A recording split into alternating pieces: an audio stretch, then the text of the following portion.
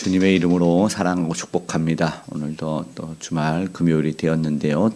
기도회 가운데 하나님의 응답이 삶에 이어지기를 간절히 축복합니다.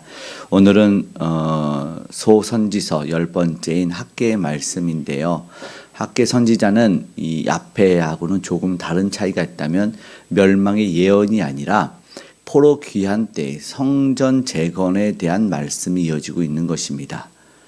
이제 스가랴도 마찬가지일 텐데, 이 학개 선지자는 이전에 성전을 보았고 포로 귀환 50년 있다가 돌아왔는데 또 돌아오고 나서 총 16년을 보았습니다. 그러면 66년인데 10살 때 보았건 20살 때 보았건 이 젊었을 때 보았다면 70세에서 80세 노인이죠.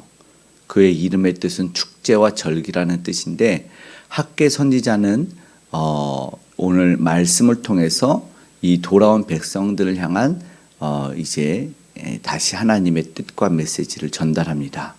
돌아온 백성들이 또 무슨 말을 들어야 될지를 상고해 보기를 원하는데, 어제 스바냐서를 마치면서 이 말씀이 조금 공유가 되는 곳이 있는데, 한 분이 이제 저녁에 저에게 이제 메시지 이제 단체방에 올려놓은 게 있어서 제가 한번 공유하고, 어쨌든 무기명이라서 허락은 받지 못했지만 익명이라서 말씀을 한번 드리고 이야기를 이어가겠습니다. 이렇게 말씀을 올리셨어요. 아멘. 모든 것이 넉넉할 때는 아낌없이 줄 듯 하다가 불리한 상황이 오면 언제든 돌아설 준비를 하는 제 자신이 비겁합니다. 오늘 말씀이 그 유명한 스바냐 3장 17절 말씀이었네요. 하나님의 사랑을 받은 자답게 힘들고 지칠 때도 다른 사람의 사정을 살피며 줄 수 있는 힘과 지혜가 넘치기를 이 늦은 밤 기도합니다. 그분이 이제 찔렸지만 저도 이 글에 이제 찔림을 받았습니다.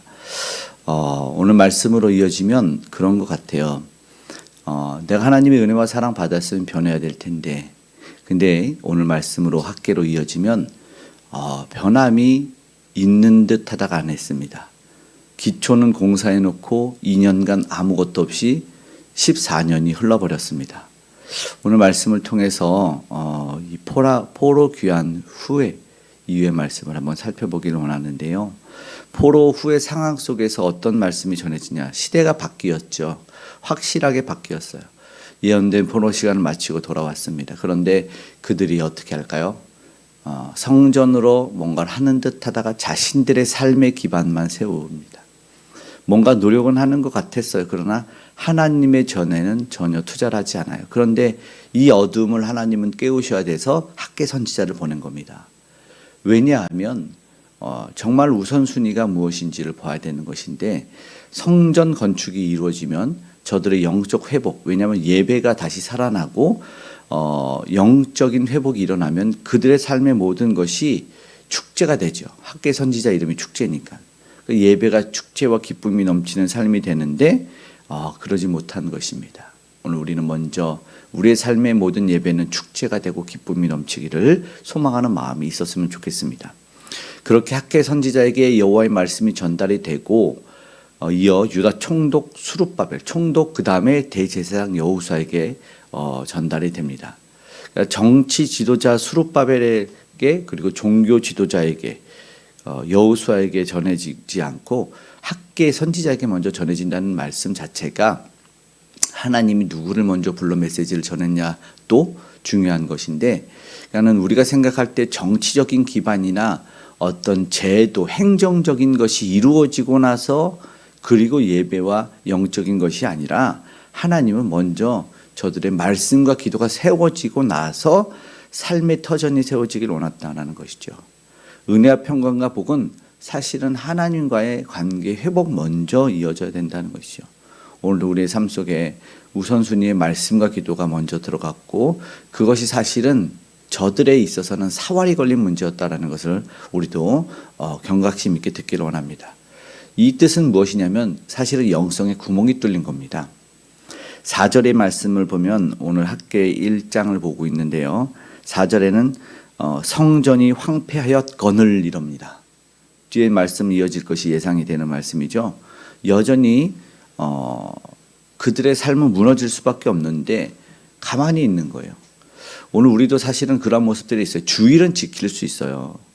말씀도 통독도 할 수 있어요. 매일 큐티도 할 수 있어요. 그러나 여전히 삶의 속에 들어가 보면 똑같이 속이고 세상 사람과 똑같이 욕하고 똑같이 저주하고 똑같이 비판 불평하는 그런 하나님이 싫어하는 줄 알면서도 하나 끊어내는 것 없는 그러한 삶에 가득한 모습이 있었어요. 그래서 5절에 이어지는 말씀 뭐라고 하시냐면 너희의 행위를 살필지니라 5절 후반부에 말씀합니다.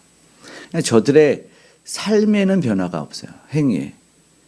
이래서 바뀌기를 원해요. 그래서 6절에는 뭐라고 말합니까? 제가 뚫어진 영성이라고 그랬는데요.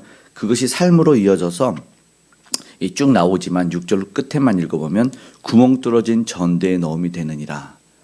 우리말로 하면 밑 빠진 독에 물 붓기가 됩니다. 아무리 노력하고 수고해도 너는 얻는 것이 없고 가진 것이 없을 거다. 요즘에 말하는 것처럼 사람들이 하도 물가가 비싸니까 월급은 내 통장을 스칠 뿐이고 뭐 이런 표현들을 하지 않습니까? 그 이유에 대해서 저들도 경험하게 될 것인데 계속해서 그 원인을 분명하게 이야기를 해주는 거죠. 열심히 하는 것 같지만 노력하는 것 같지만 너희는 거두지 못할 거야 라는 말씀을 분명하게 하십니다. 이건 하나님이 그렇게 하신 거거든요. 하나님 없이 하는 수고, 하나님과 상관없는 노력들 오늘 우리 있을 수 있어요. 정말 열심히 내고 원망해. 내가 이렇게 열심히 없는데 하나님이 오히려 더 황당하죠. 나하고 상관없는 일이지 않았냐. 결국 우리의 삶 속에 하나님과 관계 있는 열심과 노력이 있는지를 점검해야 되죠. 특별히 주님의 이름을 부르는 믿음의 백성들은 더욱 그래야 됐습니다. 우리 교회와 가정, 사회가 일치되어야 됩니다. 밖에서만 열심히 있고 아니면 반대로 교회만 열심히 있는 것이 아니라 사회와 가정 모든 곳에 열심히 있어서 오히려 반대로 교회에 봉사하면 다 잘 되겠지. 그런 마음이 사회에서는 아니란 모습으로 비춰낼 수 있기 때문에 모든 것에 하나님이 맡기셨음을 인지했으면 좋겠습니다. 그래서 7절에 다시 한번 말씀하죠.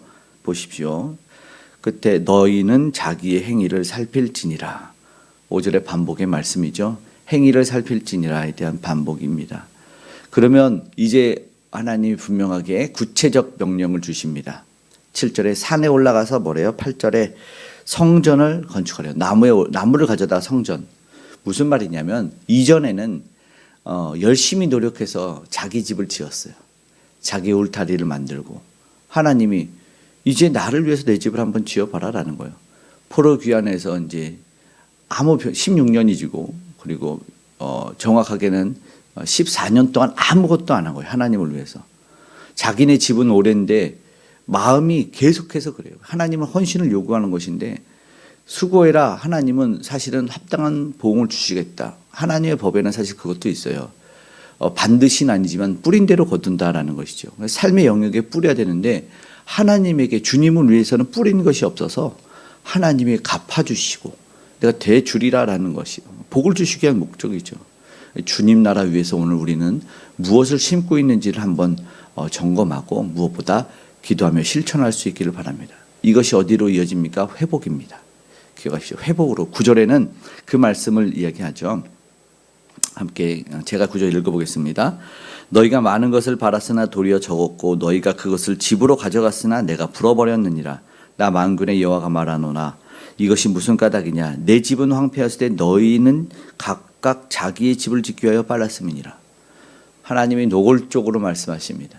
너희는 열심히 너희 집 빨리 짓고 있는데 내 집은 종종 신앙생활하다 그런 것이죠. 내가 잘 되면 내가 나으면 교회 갈게. 그러다 평생 못 가시는 분들도 있어요. 우선순위는 그 삶의 안정을 찾고 나서 그때 마음 평안히 교회 오는 것이 아니죠. 순위가 바뀌어야 돼요. 그러니까 주님에게 먼저. 그래서 오늘 제목이 사실은 그거거든요. 주님이 먼저가 될 때. 그때가 변화가 일어나는 것입니다. 그때 회복이 있다. 10절에는 결국은 뭐예요? 그 결과가 하늘의 이슬이 그치고 산물이 그쳤다. 수고하는 모든 일에 내가 한재를 들게 하였다. 11절에도 그렇게 말씀하지 않습니까? 사람 가축 수고하는 모든 일에 한재 들였다. 이게 하나님이 결국 하신 방법입니다. 하나님이 원하시는 것을 먼저 드림이 맞습니다. 내 것 먼저 하다가 저들처럼 비워지고 계속 한계가 되는 것을 경험하죠. 결국 하나님의 방법은 우리의 수고를 넘어선다라는 메시지도 전해주는 거예요. 너희가 수고하는 것 나를 위해서 하면 내가 채워준다. 결국 하나님이 요구하는 삶은 뭡니까? 믿음의 삶입니다. 여전히 믿음의 삶. 하나님이 기뻐하는 삶에 오늘 저와 여러분 도전할 수 있기를 간절히 소망합니다. 12절부터 마지막까지는 그 수정이 되도록 하나님이 말씀이 전달해요. 너무나 다행히도 백성들이 감사하게 다 받아들이고 하나님을 경외하였다. 12절 끝에 백성이 다 여호와를 경외하며 이렇게 됩니다. 너무 감사하죠. 지난날에 꽤 적지 않은 시간 하나님 몰랐지만 다시 돌아와요. 그럼 이게 앞에 1절하고 마지막 절 비교해 보면 날짜가 23일입니다. 그 당시에 통신 수단으로 보면은 굉장히 빠른 응답이죠. 그렇죠? 그들이 다 말씀에 반응한 거예요. 이게 오늘 우리가 일어나야 한 거예요. 박차고 일어날 때 말씀을 들으면 일어나서 움직여서 행하고 다시 한번 무릎 꿇어 회복을 위해서 하나님을 경외하는 시작이 이루어지는 겁니다. 하나님은 분명히 뭐라고 말합니까? 마지막에 뭐라죠? 하나님이 너희와 함께 하매 이렇게 13절 끝에 너희와 함께 하노라 하니라. 이게 된 겁니다. 너무 감사합니다. 오늘 우리의 삶의 주인은 우리가 예수 그리스도를 믿으면 내 주 예수 그리스도가 나의 주님입니다. 그래서 주님이라는 표현을 씁니다. 예수님 그리스도 하지 않고 우리는 예수님을 주님이라는 단호한 호칭을 씁니다. 주님이 먼저가 돼야 되는 것이죠. 이어서 내려주는 복을 우리는 기대할 수 있기를 바랍니다. 주님을 부르고 주님을 주님답게 할 때 말씀드린 한지없는 인생 되기를 소망합니다. 오늘 그렇게 기도하는 저와 여러분 되기를 간절히 원합니다. 기도하겠습니다. 사랑의 아버지 하나님 고맙고 감사합니다. 우리 삶의 우선순위가 잘못되었음을 고백하며 이제 주님이 먼저가 되길 원합니다. 언제나 비어있고 끝이 없는 구멍 밑빠진 독인 인생 그 내 것을 먼저 채우려 했음을 하나님 긍휼히 여겨 주시옵소서. 어느 상황이건 무엇이건 주님이 먼저 주의 말씀이 먼저 기도가 먼저이게 하여 주시고 그 이후에 허락하시는 많은 은혜와 복 열매를 기대하는 우리가 되게 도와주시옵소서. 지금껏 몰랐음에 하나님 용서하여 주시고 오늘 말씀을 통하여 다시 한번 회복이 온전히 일어나길 원합니다. 은혜를 더하여 주셔서 우리 삶에 비는 것 없게 풍성히 채우시는 아버지 하나님을 우리 모두가 경험케 하여 주시옵소서. 특별히 아직도 주님 몰라 헤매이며 자신들이 노력으로 수고로 애쓰는 이들 우리 주 예수를 만나게 하여 주시고 그 예수 그리스도를 전하는 아버지 하나님 복음 전도자 우리 선교사님들에게 특별히 함께 하여 주시옵소서. 유정자들이 하나님을 경외케 하시고 하나님의 은혜와 능력의 복음이 북녘 땅에도 흘러갈 수 있도록 아름다운 복음이 이어져 갈 수 있도록 통일이 이루어져 갈 수 있도록 도와주시옵소서. 악법이 합법화되지 아니하며 세상의 전쟁 기근 테러가 멈출 수 있도록 도와주시기를 원합니다. 오늘 믿음의 삶에 믿음의 자녀들과 함께 하시고 특별히 우리의 기도에 응답하셔서 동행하시고 도우신 하나님의 은혜를 체험케 하여 주시옵소서. 우리의 모든 기도에 또 우리 가정마다 기업마다 안전으로 지켜보호하실 줄 믿습니다. 동행하여 주시옵소서. 감사드리며 고마우신 예수님의 이름으로 기도드리옵나이다. 아멘.